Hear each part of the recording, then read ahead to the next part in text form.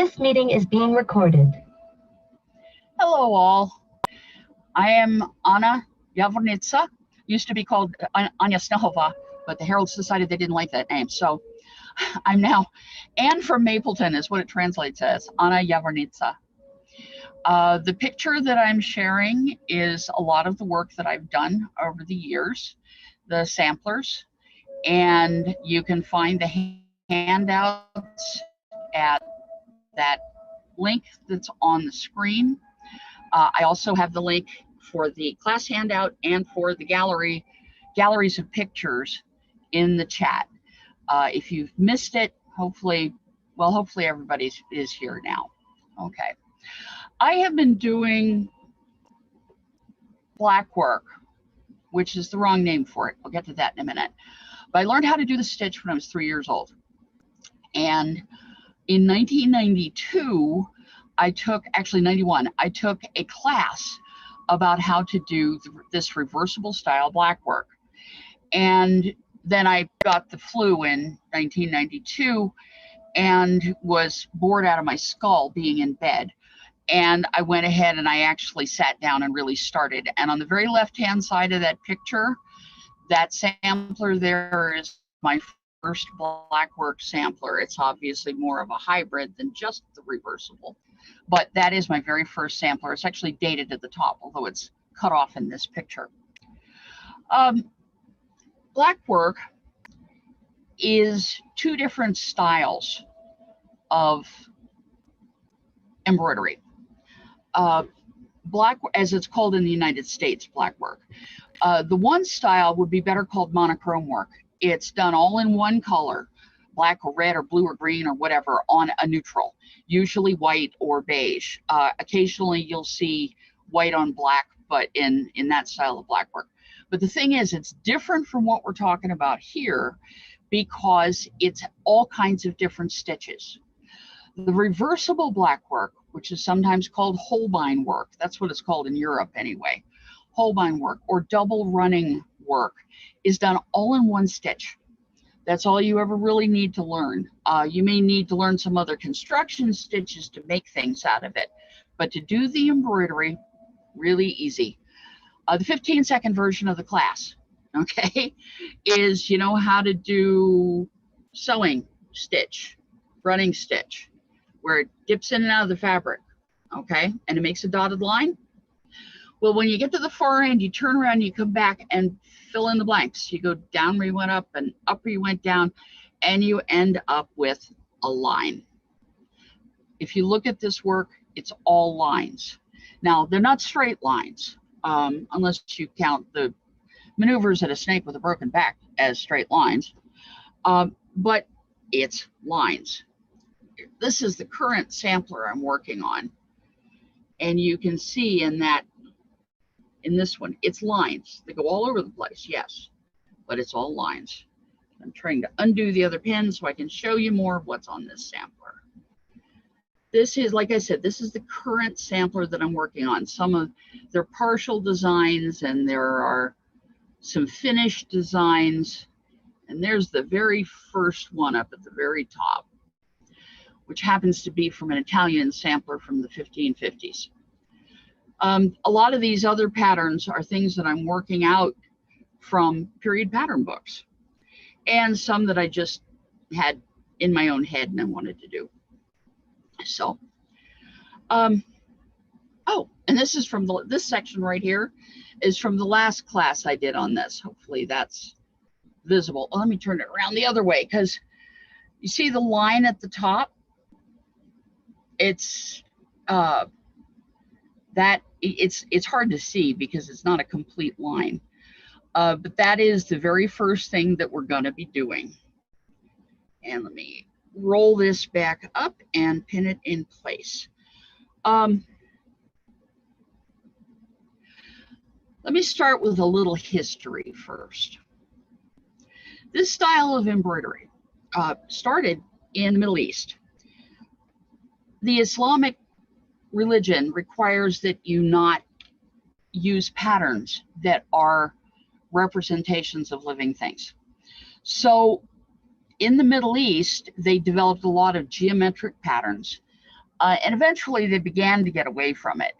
But that was the way it started. And let me find the right gallery so I can show you the interesting stuff that they started with.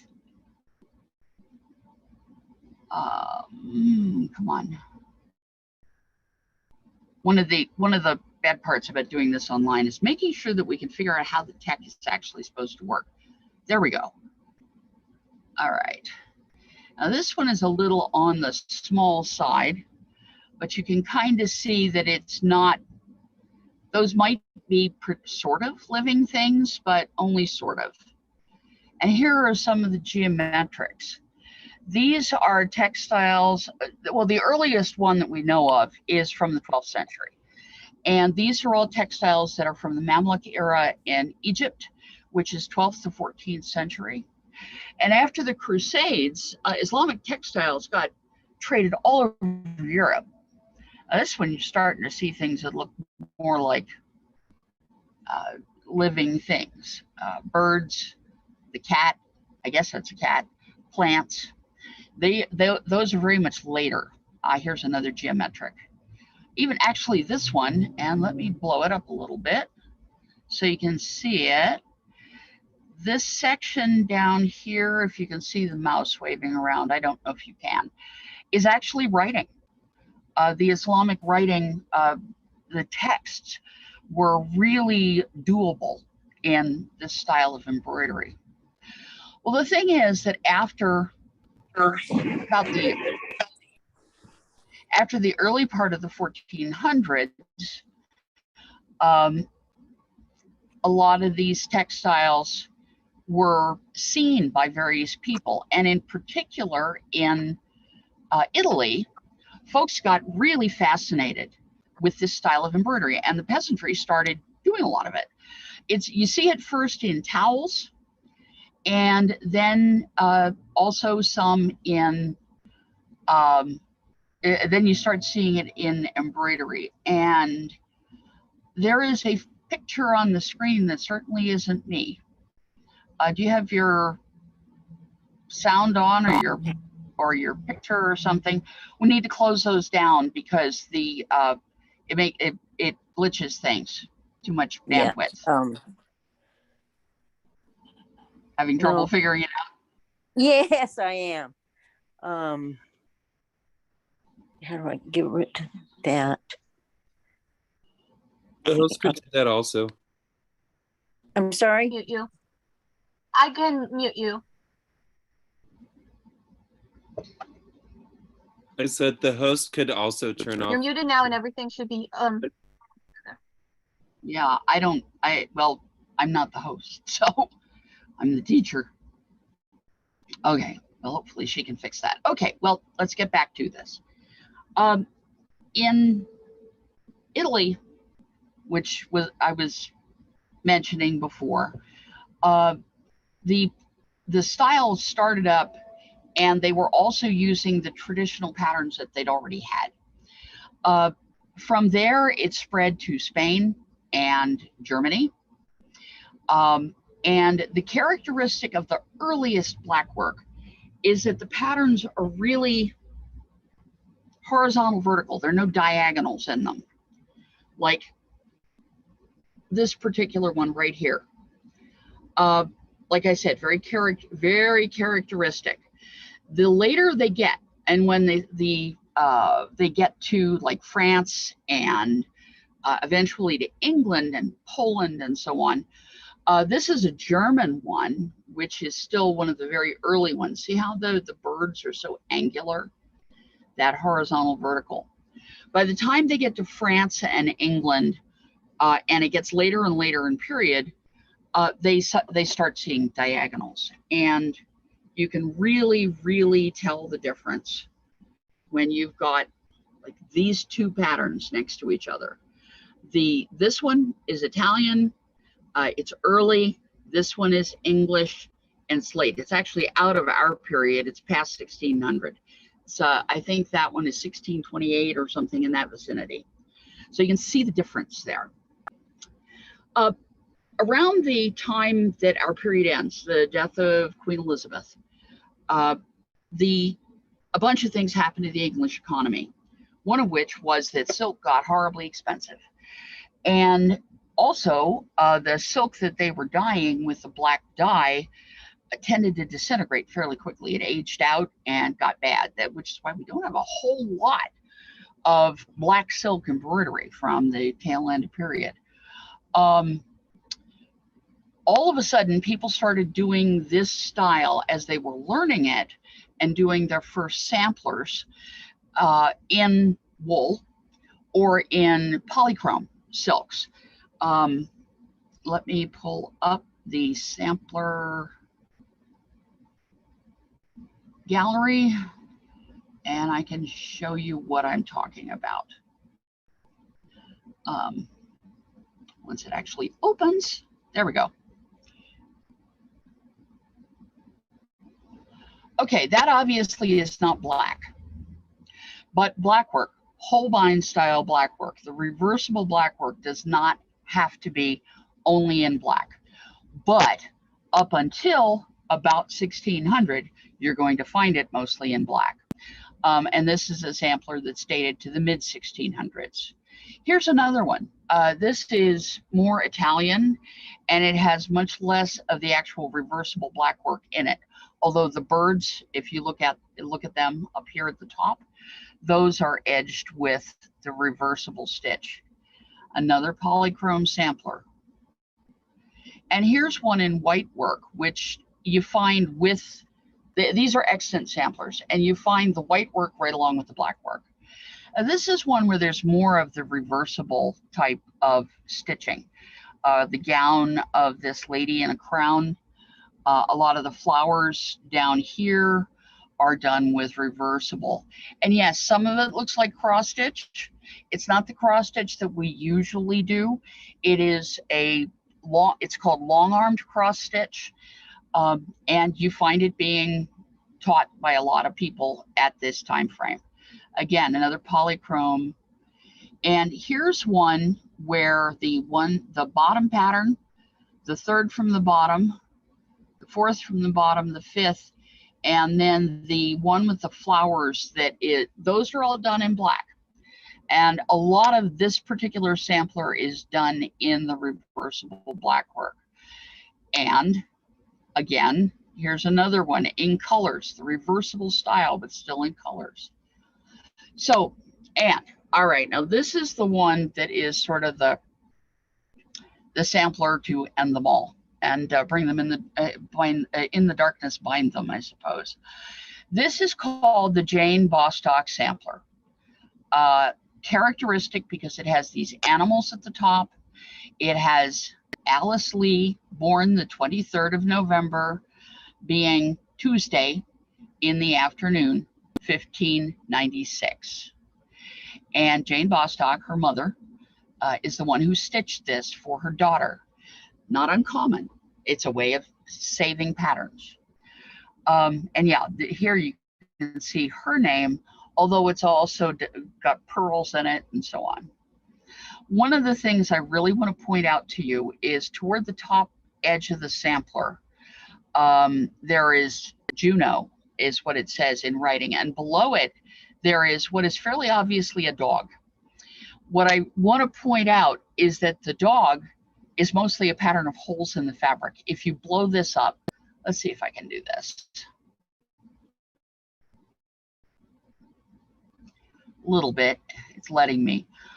The dog is mostly a pattern of holes, just like the little bird right here. And there's an elephant somewhere on this one. I don't remember now where. Oh, here it is up here. The elephant right up at the top. It's a pattern of holes. And here's another bird. Those were originally black silk, and the black silk has all disintegrated. Most of the rest of this is not, although you can see if you can see the mouse, I don't know if you can or not. On the line that's just below the writing, there's several patterns where they've mostly disintegrated. And you can see what they are by the pattern of holes. Might come back to this a little bit later. But why was this an important embroidery style? Well, for one thing, it's easy to learn. They taught it to 3-year-olds. I taught it to my own. I know they're not kidding. You can, and by the time kids were 6 to 8 years old, they were able to work as professionals. That sounds impossible, doesn't it? But they were doing these simple stitches, the background stitches, and we'll talk a little bit more about those. By the time the kids were 10 to 14 years old, they a lot of the time had their own shops. And by the time they were in their early 20s, they retired. Vision was destroyed. Same problem with bob and lace. Same thing happened. But they retired very wealthy. And, you know, you don't really need good vision to chase kids and cook. So that's some of what happened there.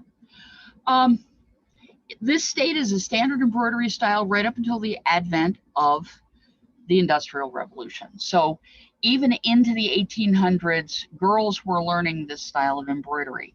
Because it's reversible, it works beautifully for things like napkins, handkerchiefs, curtains where you have to see both sides, placemats, and from the period, the cuff ruffles and the neck ruffles, because they are seen from both sides. That's not the only place that this was done. As a matter of fact, there probably are more examples of it in paintings as being done on things like sleeves and foreparts, where it was not reversible. So let me pull up the gallery of the portraits and we'll take a quickie look at those.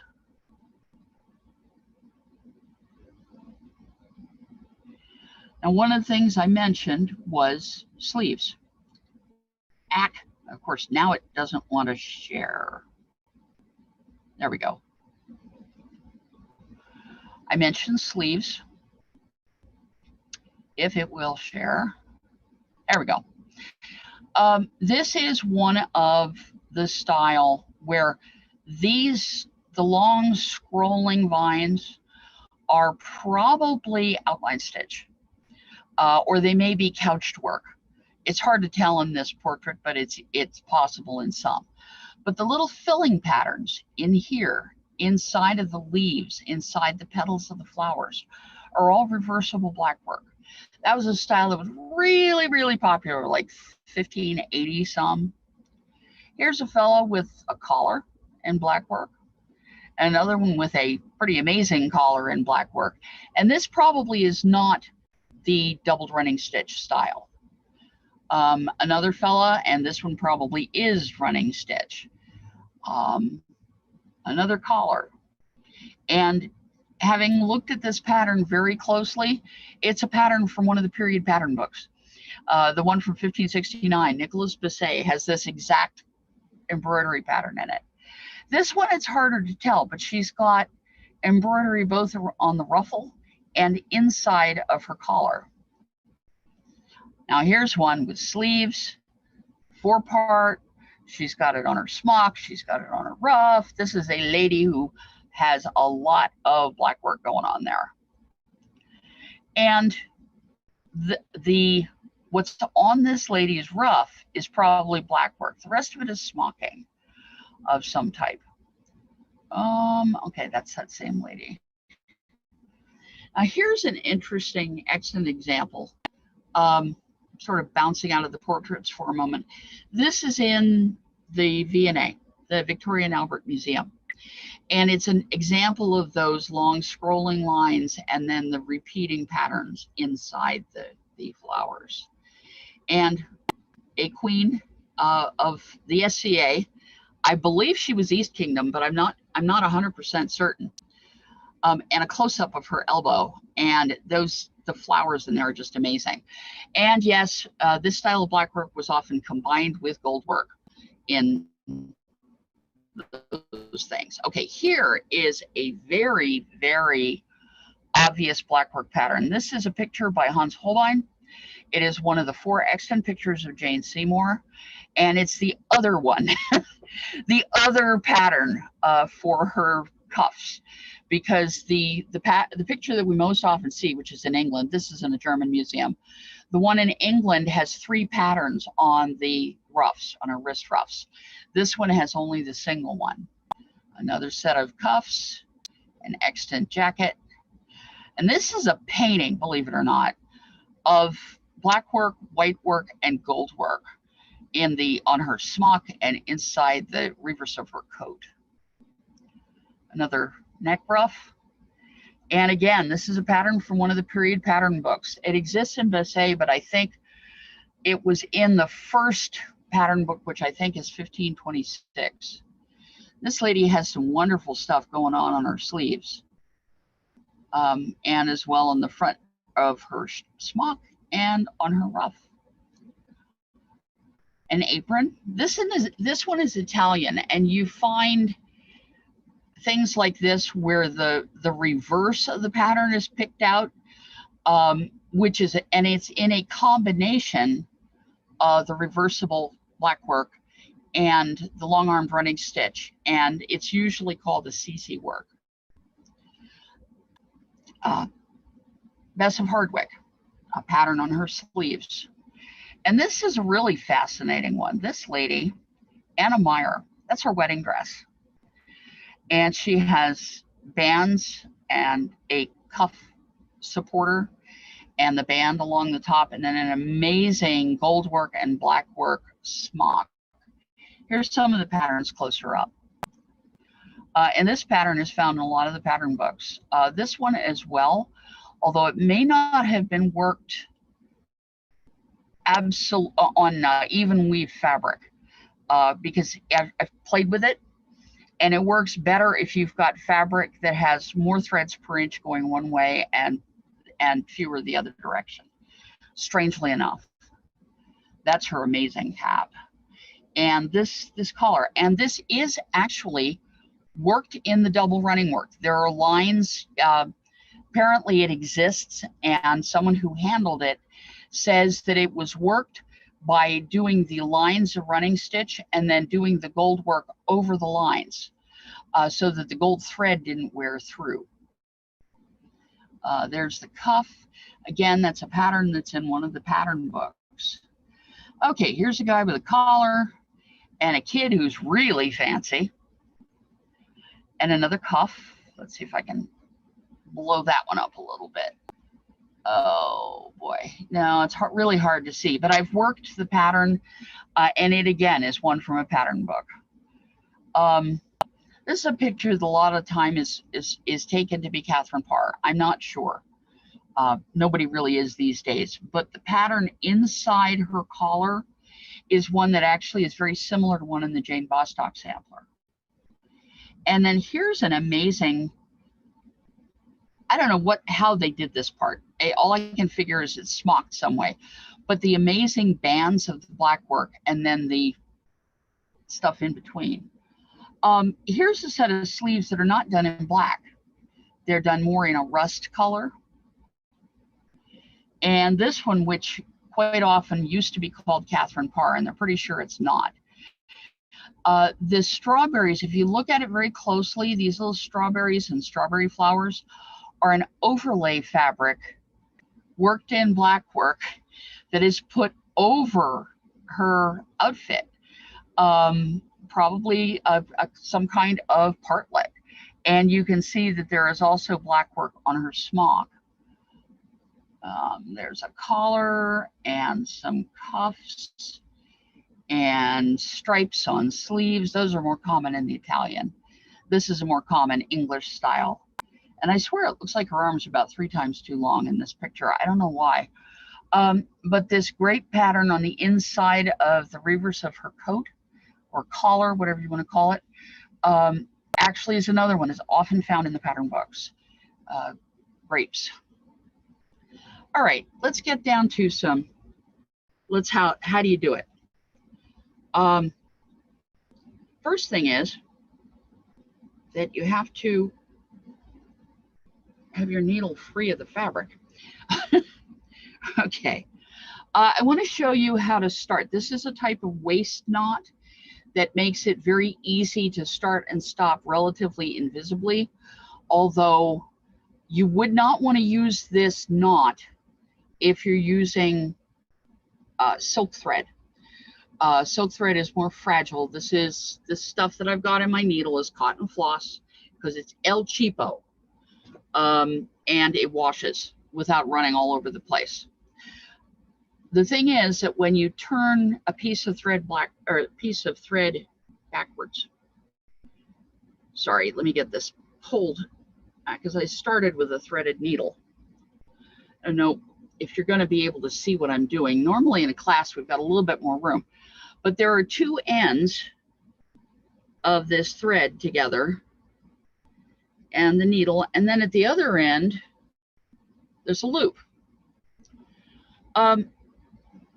You do that by putting the ends of the thread through the needle, both ends at the same time. Now, to make this waist knot that I'm talking about, you go down through the fabric. I'm showing you the back side. All right, see where the needle came through, and then you go up 1 square away. Can you see that? And if you're working on the right side of the fabric, which is the way I'm setting up this knot, you put it through the loop and pull tight. Now that is what it looks like where you can use it like a waist knot. Back there, see? But this is the right side of the fabric. I don't want the knot on the right side. I want to be able to have it on the back side. So I'm going to do it again. I'm going to come up through the fabric instead of going down, coming up through the front, down 1 square away, and where'd my loop go? I just put the needle through the loop, see it pulling up, and there. Now I have a knot. Okay, in order to do the stitch, I talked about running stitch up and down through the fabric. If you have fabric and a needle at home, you can try this now. Just start going up and down, okay? Get yourself an inch or two up. Oops. Up, down, up, down, and try to consistently have your thread on one side or the other of the fabric. If you come up and pull it through, then you can go down through the fabric and back up without pulling on it. And then pull when you're on the top of the fabric, you see? Leave it on the top, and that way you won't put the needle through it at an unusual time and end up with a knot. Now, I said it makes a dotted line. You see my little dotted line there?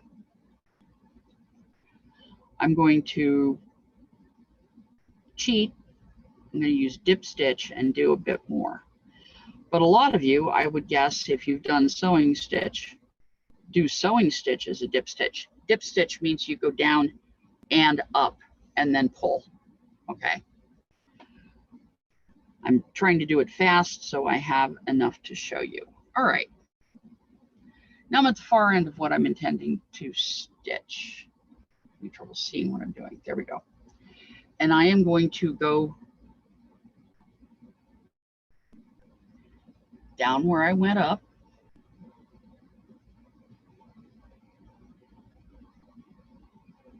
And come up where I went down. See how it's starting to turn into a line already? And then you just go on. Down, up, down, up, down, up. See? It's a line. Now, I want to show you something that I don't think the camera is going to be able to show you. There are, in the how-to section on the Maps Creations website, there are some photos that are much closer of this. But there is a trick to making the lines look continuous. You don't want to go through the thread. If you go through the thread, you get a line that goes like this. So what you want to try to do is go down on one side and come up on the other. So you're making like a rope. You go down on the, yeah, there's no way you're going to see that. It's down on the upside.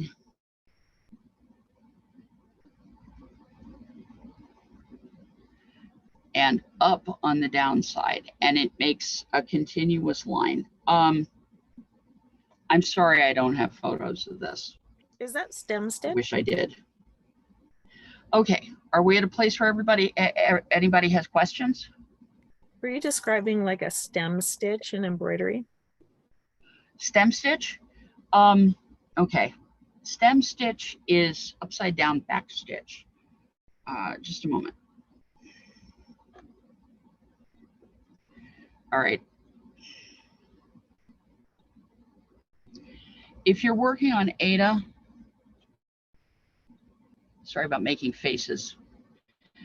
You go under 2,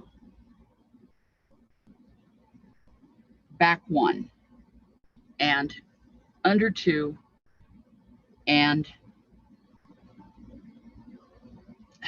back 1 to do back stitch. The other side of the fabric is going to have a pattern that's a little different. So let me do it that way for a moment, and then I can show you.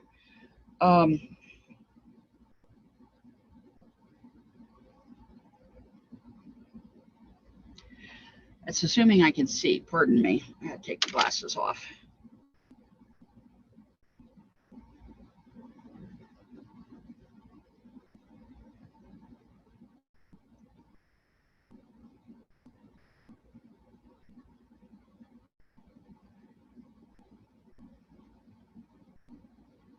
Okay.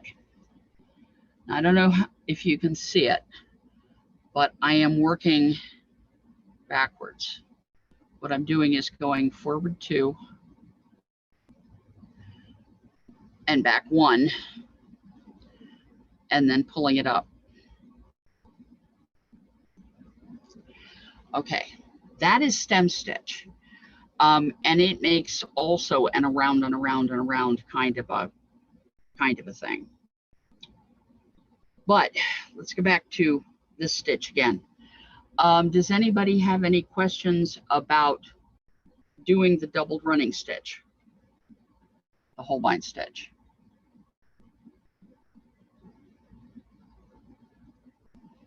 Apparently not. I don't see anything in the chat either. Okay. So that's a line. I often describe this to people as driving from Portland to K Falls, which doesn't mean anything to those of you in Lockhack or East Kingdom, but on I-5. I-5 is a long, windy highway, major highway. And if you drive from Portland to K Falls and back, you're going to get a straight line. Well, it's not a straight line, but you're going to get a line pattern, okay? But if you drive from Portland to K Falls and you stop in Roseburg at the convenience store, and then you stop at the Michaels in Springfield before you get to Eugene, and then you stop, I know, and then you stop at the shopping mall in Woodland, whatever it is, and then you hit Commercial Street in Salem to go to the Chinese restaurant, you always come back to I-5. And that is the other half of the equation. How do you do these patterns? And I will show you. If you, okay, first thing is do your line again, your journey out. Do like an inch or so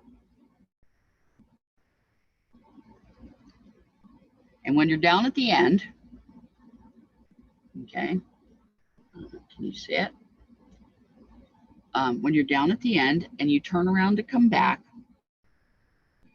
you're going to, let's see, you're going to take a step away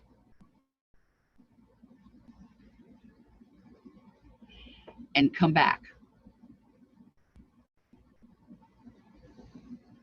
See it? And then when you get, and then the next one, you're going to step away and come back.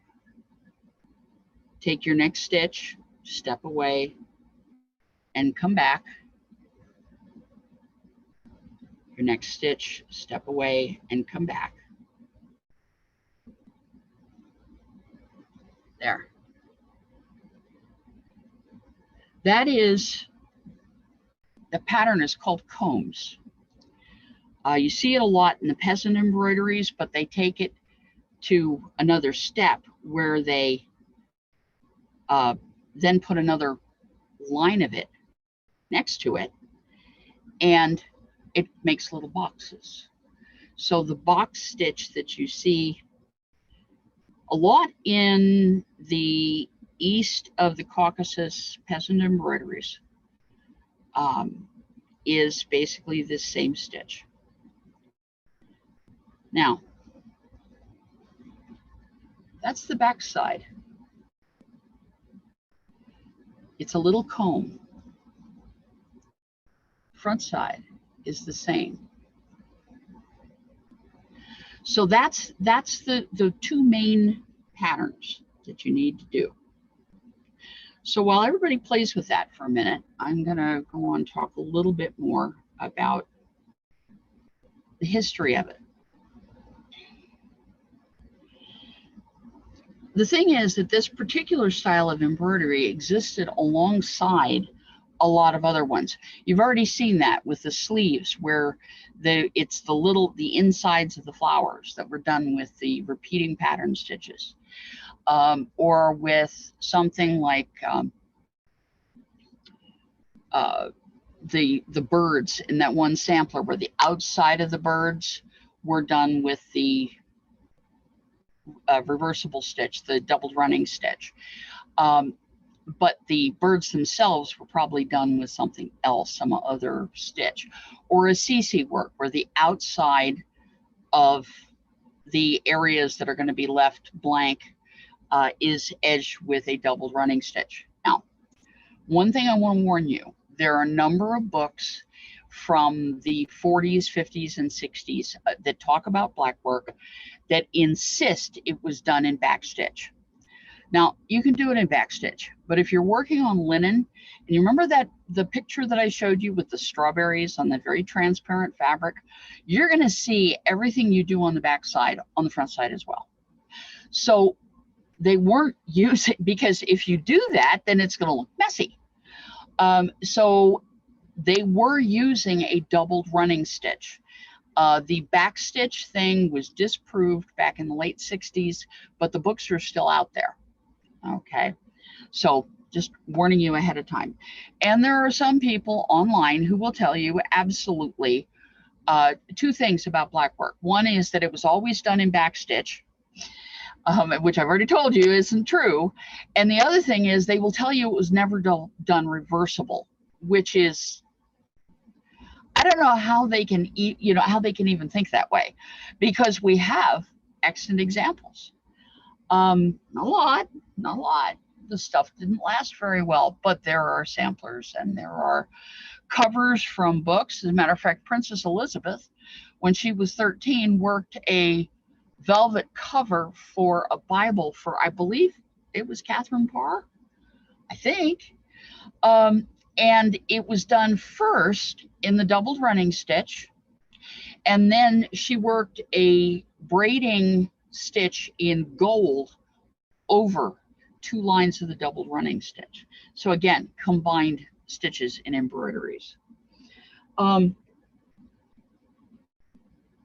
We know that one because they have the cover, a piece of the cover of the book, and the back side of it, which is pretty obvious, only shows the doubled running stitch.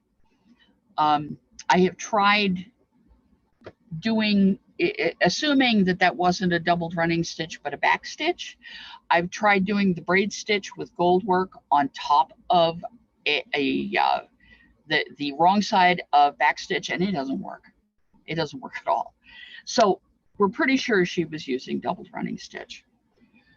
Okay, another little snippet.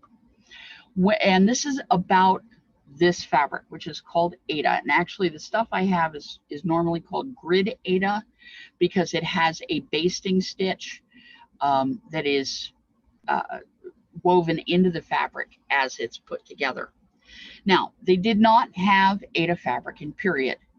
I tell people to start on Aida, to learn on Aida rather than trying to use an even weave fabric like a linen or something when you first start, because it teaches you the rhythm while you're still trying to learn the stitch. And then when you do switch to doing it on even weave fabrics, it's a lot easier. I've seen people try to fight it through and they drop the style of embroidery entirely, because having to count threads when you first start is a problem. Anybody can count to 1. Not everybody can count to 3, apparently. And sometimes on the not quite even weave linens from period, it is very, very difficult. I've had all kinds of fun doing it myself. So please start on Aida. Once you feel like you really know how to do the stitch, then you're more than welcome to go over to the even weave fabrics. But I do have a justification for teaching people on Aida first. They created what we would now call prepared fabrics like Aida, which is a specific weave, by the way. But they created it with standard over and under weave, whatever that's called in weaving, I don't remember. And there are extant pieces of the fabric already there. What they would do is in a loom, they would take 3 of the warp threads or 4 or 5 of the warp threads and then leave a gap. The next little slot would not have a thread, and then the same number and the same number. And then as they're putting the shuttle back and forth through the loom, every 3rd or 4th or 5th stitch, they had a little comb. They were made, actually now modernly, they're made with toothpicks that are drilled in, little holes drilled in a piece of wood, and then they take this comb and they drop it into the warp, and then they put the shuttle through the next time, however many times, 1, 2, 3, 4, 5, and drop another one in. And then once they've tamped it back down, then they start leapfrogging them. It leaves the fabric with small holes, which was supposed to be right under my hands, and I don't have it here, apparently. You sometimes still see fabrics like that, especially manufacturers like Charles Craft have done a number of things where they do like, they're intended for lap robes, a piece of fabric. It's intended for a baby blanket or a lap robe, where they have one square that's a standard weave, and then the next square is more like woven more like Aida. There are also a lot of time curtain fabrics, lightweight curtain fabrics that are woven with holes like that in them. Okay, hopefully those of you who are stitching along have finished your combs. And now we're going to try a pattern. It's a little bit different. I'm hoping you all have called up the class handout, because I'm going to try to share the screen here once I find the right page. There we go. Back up one. Okay. And I need to look at one page, not 16 pages at once. Okay. Screen share. Share screen. There we go. This is one of the pages of your handout. If you look right under where it says Blackwork Learner's Kit, you can see that I've got the stitch, the basic stitch there, and how you turn around at the end and so on. The little bit to the right of it is the combs. And you can see all the way at the right of the page where it says D, E, and F. There's combs. There's a multiple set of combs, one right on top of the other. So you can see it's like the box stitch. And then here is a simple pattern. It's a simple acorn that's done with those combs. Okay. The pattern square that is down toward the left-hand side bottom, is the easiest one of the patterns to do. It's the first one I teach people. And what you're going to do is take one stitch to the right, one stitch up on the diagonal, one stitch to the right, and one stitch down on the diagonal. And that's, oh heavens gracious. Now how do I show you? Just a moment.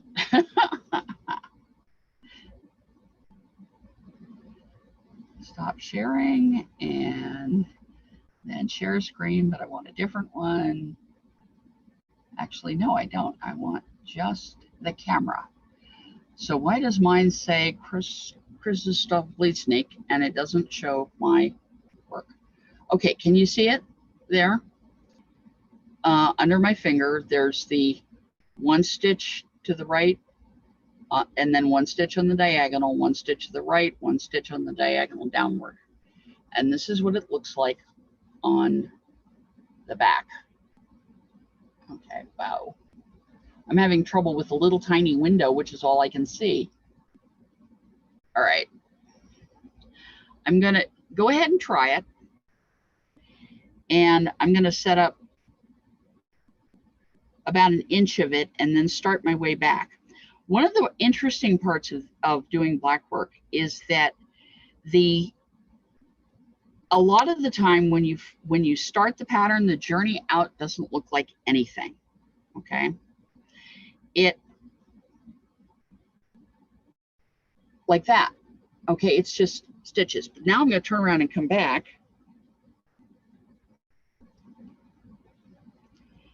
And I'm filling in the blanks. And I just committed one of the cardinal sins. I just managed to put the needle right through the thread, so I've got a lump.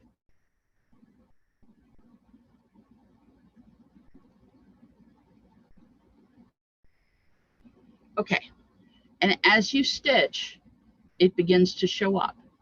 It's starting to look like a pattern. Okay.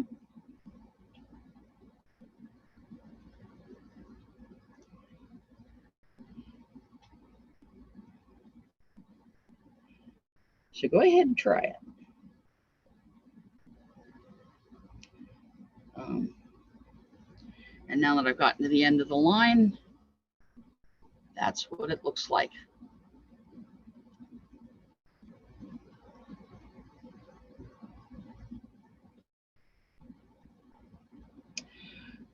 Okay, and do a little bit more show and tell here.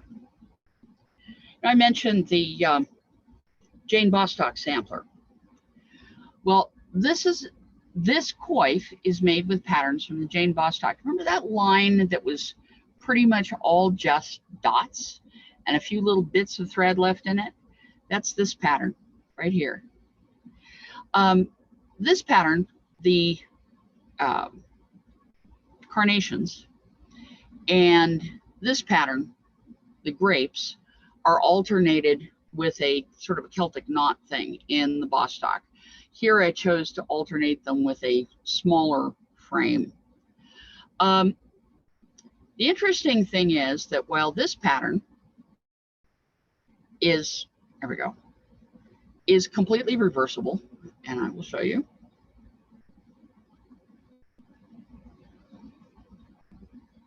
Okay, it's completely reversible. The carnations are not. You see the sort of messiness that's going on in here. Front side, it looks all the same.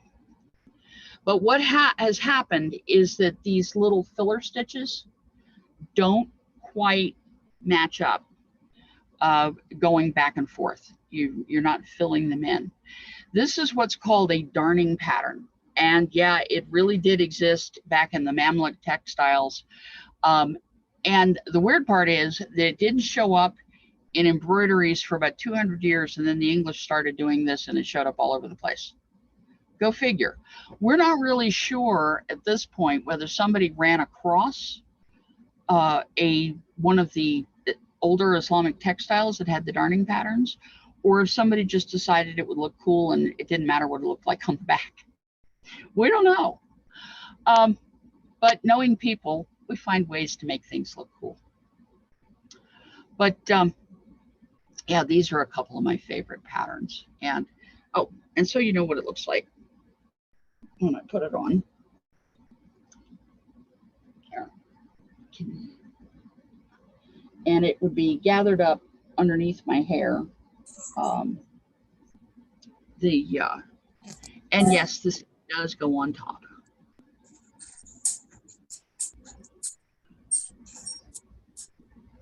Okay, any questions anybody has?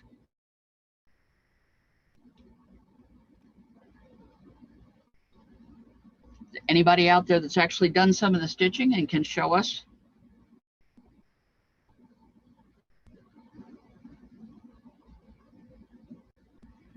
Okay, not seeing any. Okay. I wasn't going Oh, to show it, but I was going to say I loved it, and I loved doing it. It was really fun so far, and I loved wearing your cuff too at the demo. That was amazing. Oh, the pictures of you look just really cool. I love it. Wanted to show you something else. You probably recognize those grapes. Those are the same on the coif, and the carnations, same on the coif. The other things here, and I'm trying to get it to the right place. The other things here, the little strawberries and the line of mushrooms, believe it or not, and this other flower are also on the Jane Bostock. And this is just a framed picture. Okay. Practical things you can do with Blackwork. Coifs, yeah. Ruffs, cuffs. There's actually a gallery in the project section on the Maps Creations website. The cuff or the neckband and wristbands that I did for Seamus and Turk when they were princes of the summits. And also in that same gallery are some of the little pouches that I made, also in Blackwork patterns for them and their families as a memento. Yeah, pouches are great in this. They did sweet bags, and we don't have a whole lot of extant ones. There actually is only one in one of the German museums that I know of that is done in the double running style. But there are a lot of other sweet bags that still exist. The fancier ones got kept. A lot of the patterns that you find when you first start are pretty simple. They kind of have to be when you first start, but this is a good use for them. There's a bookmark. It's a piece of edged ribband with ribbon ends clamped onto it and tassel and a little dingle dangle. And I have a ton of them, some of which are see what I mean by a ton. Some of which are going for largesse, and some of which are going for sale. And it's I kind of did like a sampler with them, doing them just one after another. Here's one with the snails. I love my snails. And one of the cool things is, okay, I'll come up real close so you can see them. See them? One of the really cool ones is that when you're doing a bookmark, it really needs to be visible on both sides, and they really are. Here's another snail. It'll come loose from the one it's stuck to. See? So practical and a good way to put in a lot of mileage on your needles is to learn how to do stuff like that. Samplers are also really, really practical. The reason that this is tied up, this is my first sampler, and I mentioned it earlier, but the reason it's tied up is that when I throw it in my work basket, it works just fine like that, all tied up. And this is a piece of old cut up broom handle that I'm winding it on. But I wanted to show you the beginning of it. And like I said, this was the first one. And you can see what I was learning how to do, working out the journey out, journey back on some of them, and keeping track of how I was doing it. And more patterns and more patterns. And anyway, when it's rolled up like this, it goes in my work basket. It's a notebook. One of the famous educators from the time period that we study was a man named Jan Comenius, Jan Komensky in Czech. But he was really, he's the beginning of pedagogy as a path, at a vocation in more modern times. Yeah, the Greeks and the Romans had their educators, but other than people in the universities where they had a specific way they did things, there wasn't any one way to do things. But a lot of what he talked about ended up in things like Montessori and Waldorf school philosophy. But he also said at one point, man writes with a pen, woman writes with a needle. And that's really, really common in the late period. When I was in Prague, one of the things that I ran across that I have talked about ever since, because it was just absolutely wonderful to see, in the stacks below, in the climate controlled rooms, in the stacks below the Clementinium Library in Prague, there were a lot of really fun things that I got to see because I told them what I was studying. And this one case had 3 rolls of fabric that were about that tall. They looked like those rolls of quilting fabrics, you know, that you see now at the fabric store, but they had a little stick right through the middle. And the docent, I said, what on earth are those? The docent unrolled them, and what they were was business records. The woman, and they have the paperwork and everything for it. Her husband died, and she had to take over the business. So she stitched, you know, a little wheat symbol, and then she had a little tally next to it, stitched in with a needle on the fabric. And that was her records for the 2 years that she was unmarried. And as soon as she remarried, apparently her husband took over the books, and that was that. Talk about different. But it's fun stuff. Anyway, so let's see, where do we go from here? Pattern books. Well, actually, the next class is where do you go from here? And when I do that class, we talk a lot about things to make and what to do. I usually tell people when you start to do a sampler, mostly because that's probably the fastest way to get your mileage in. And I talk about mileage, I mean it. When you get obsessed with this, and of course, where did it go? When you get obsessed, oh, here it is. When you get obsessed with this form of embroidery, you just need to keep stitching and stitching and stitching to learn what you do. And you don't want to have to get bored. Go ahead and play. Find all kinds of patterns. But what you're going to end up doing is, before you really are an accomplished person at doing this style of embroidery, you're going to use up all of that, which sounds like a lot. And yeah, it takes a while. Most people, it takes about a year. But the thing is, at that point, you'll pretty much know everything there is to know about how to do this stuff. I had this other sampler out here because this was the second sampler that I worked. And I'm starting from the bottom, okay, unreeling it. A lot of these patterns were things that I really wasn't sure how to do the patterns. I just kept playing with it until I figured it out. These, believe it or not, are almost entirely out and back patterns. On the acorns here on these two, the little side trip across the base of the acorn is the only side trip. And obviously I was doing a lot of acorns at the time. I worked out how to do this pattern. This one is easy. Now, if you take a look at it, it's just nothing but a wavy line. And here, this one is two of those lines that you were just stitching facing away from each other. You can also stack them one on top of the other. Crenellated pattern. Here's two zigzag lines stacked on top of each other and facing away from each other. And more, and more, and more, and more.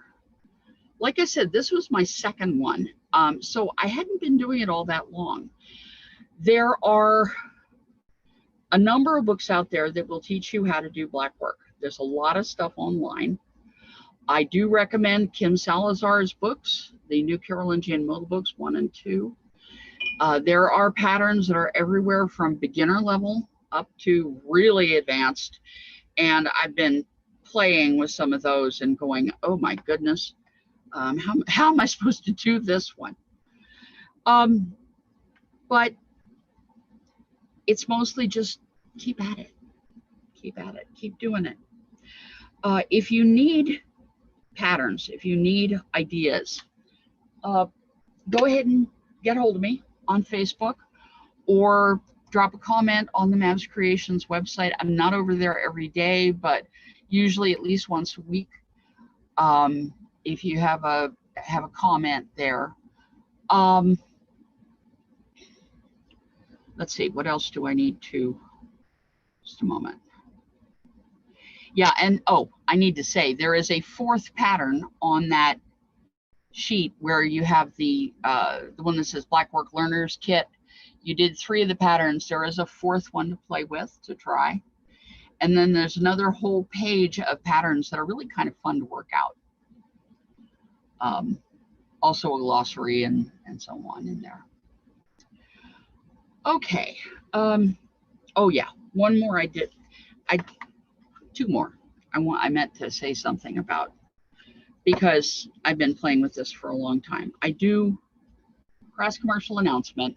I do things like jumble pages like these, which are pretty inexpensive. And I have a number of pamphlets that have patterns in them, which is what this sheet is from.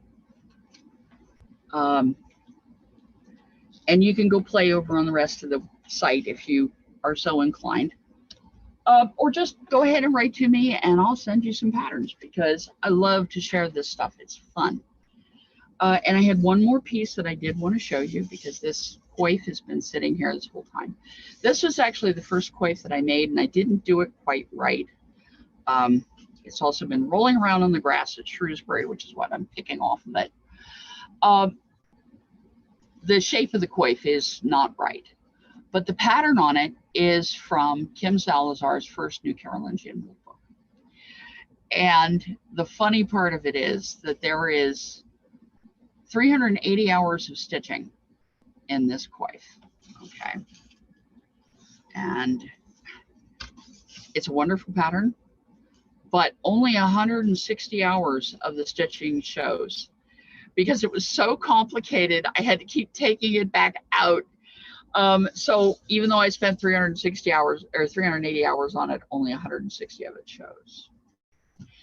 And that is part of the secret to blackwork, is being too stubborn to quit when you get mixed up. Set it aside, do the next pattern. That's the other advantage of working on a sampler. You can always roll it to a clean place and start a new pattern. And you know, you can see that even in this sampler that I've been stitching on tonight, where like this pattern's only halfway. Or back up here where I was playing with things where it's just the start of a pattern here and here. I have those somewhere over there. Those are, I'm working them out from a pattern book. Oh, Okay, one of the ones I forgot about, because I did mention pattern books and then I sidetracked myself. One of the things is that starting in 1523, which is, I believe, the earliest one of the pattern books, there were a lot of pattern books published in Europe. Most of them have just a few pages that are double running patterns, but all of the other patterns were translated through all kinds of stuff. You see them in weaving, you see them in knitting, you see them in filet crochet, you see, or not filet crochet, what do they call it in period? Laces, and filet crochet is a fake for laces. You see them on patterns that are painted on the walls. You see them in patterns that are carved into furniture. You see them interpreted in metalwork. There's actually apparently one pattern that it's a repeating leaf pattern, acanthus leaves, that shows up in a piece of armor. I remember seeing it and going, really? There are even some of the patterns that are translated into things like the repeating patterns on columns.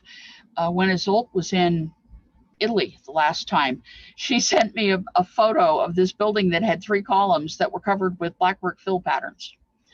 And unmistakable. So pattern books, they were used all over the place for all different kinds of things. And it's perfectly respectable to go ahead and take a pattern that's not a Blackwork pattern and turn it into one. Matter of fact, when my kids were learning how to do the stitch, what I would do is take a piece of fabric and trace a coloring book pattern on it, and then let them stitch around the lines in the coloring book pattern. So you can find inspiration everywhere. One of my favorite patterns that I worked out back in 1962 actually, is a tile pattern from the floor of the 2nd floor hall. It's not a great hall, but it's a hall at Karlstein Castle. And I looked down the floor and I went, oh, that's a Blackwork pattern. And so I have a Blackwork fill pattern from there. Okay, so that was not the most coherent run through, I think, that I've done on this one. Anybody have any questions? Anya, there are a few questions in the chat, and the first one that's there was, how many threads of DMC floss do you use? One. If you're using this type of fabric, if you're using 14 count Aida, which is sort of a standard, you're going to use one strand of floss, 24 to 36 inches long, doubled over. Put the 2 ends through your needle. If you are using silk, you are going to use 2 strands of floss, but it's going to be harder. You're going to have to do some kind of a knot on the back of the fabric.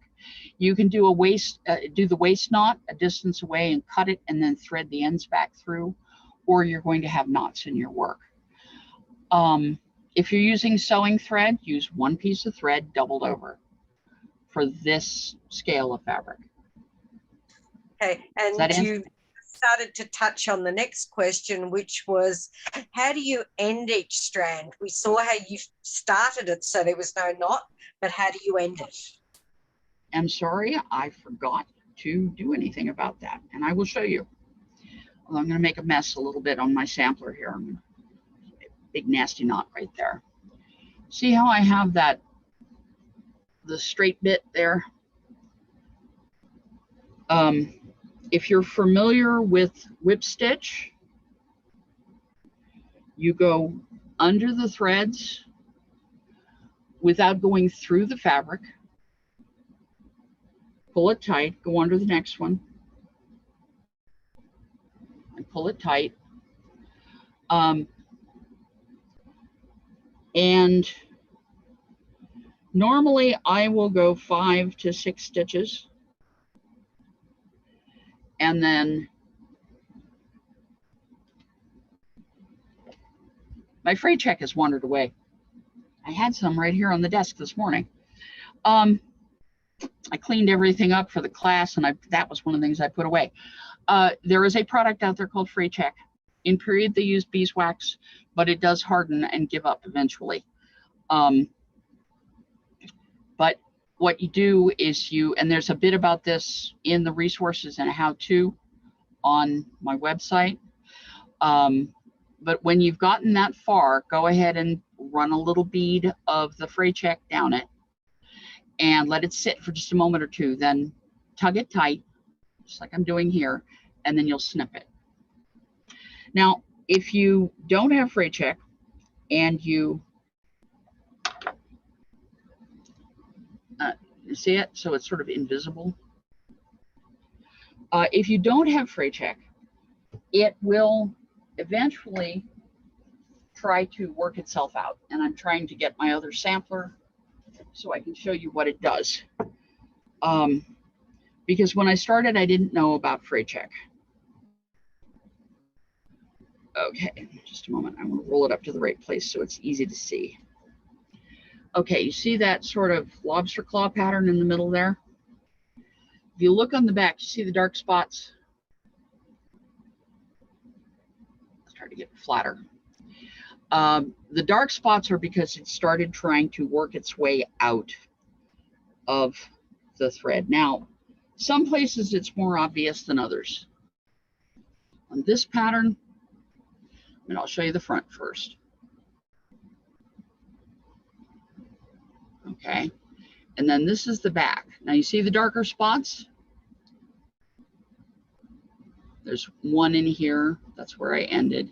There's one off to the side over here where it's really obvious because it's started to whip itself out. That's what happens if you don't use the Fray Check. So I would get yourself a bottle. You can get it online from Joann's. Michael's carries it. So how far do you make your first journey before you start your way back? Okay, that was the next question. However far you want to. If you're going to do a sampler, if you're just learning how to do things and you're doing a sampler, do it the full width of the sampler, just all the way across. I'm only doing it a short distance here because of the fact that I'm just trying to show people how to do the stitch.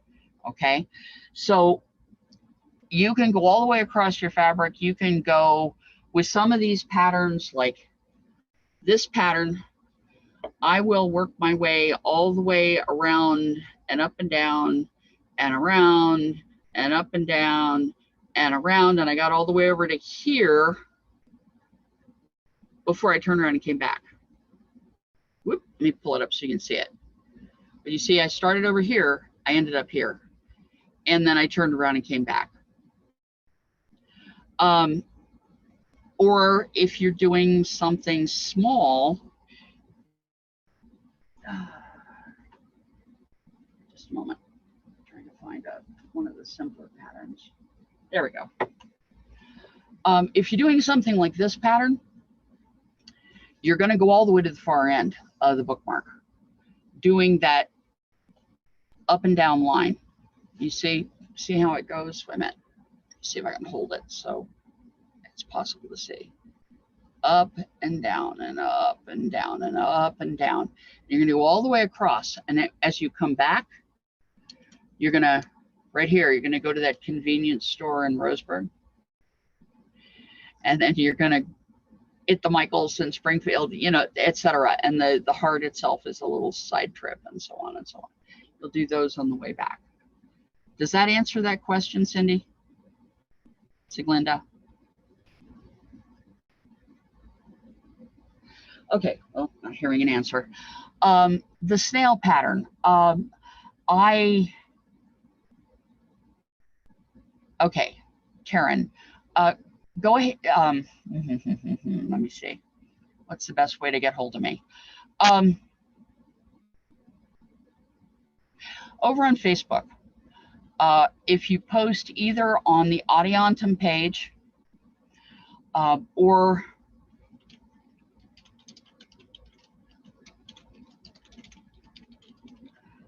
That name. I know it's very long. Just copy and paste.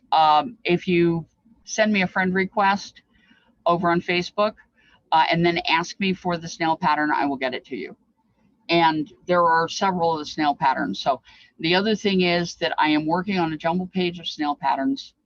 Hopefully another month or so at the worst. I'll be able to start printing, and then you can get one from the website. Okay, any other questions?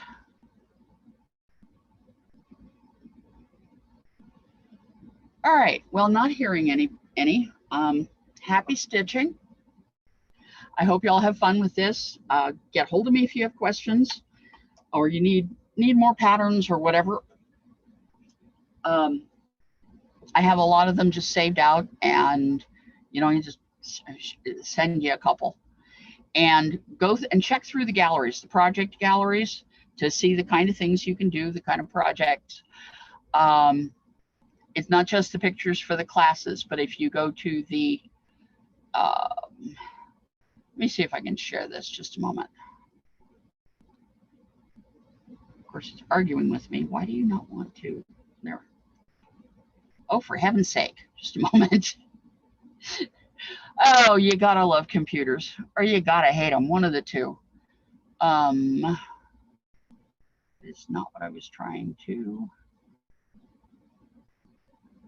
Let's see. Now it does not want to let me share the right page. Let me try again here. Let's see what I got.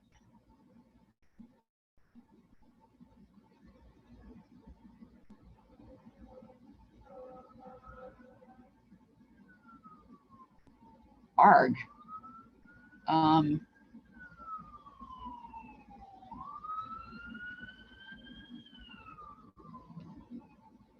Okay, can you all see something that says galleries of pictures for classes? Not yet. Okay, it is. I'm sorry, it just does not want to share the picture. I don't know why. Let me try that again. Maybe I did that wrong. Ah, I found another. Good now.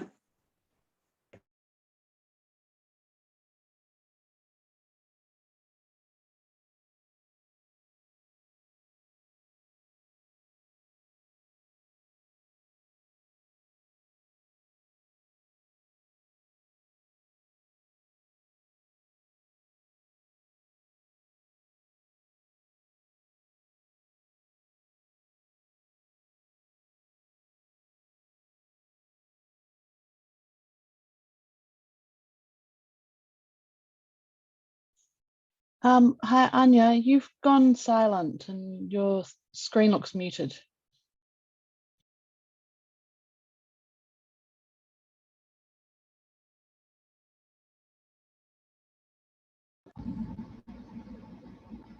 There. Apparently, it really doesn't like me. I'm sorry, I can't share that as well as I thought I could. But you saw what the page looks like, and hopefully you saw the cursor running back and forth at least, right? Yes, we did, Anya. Okay, because there's resources there, there's galleries there, all kinds of stuff.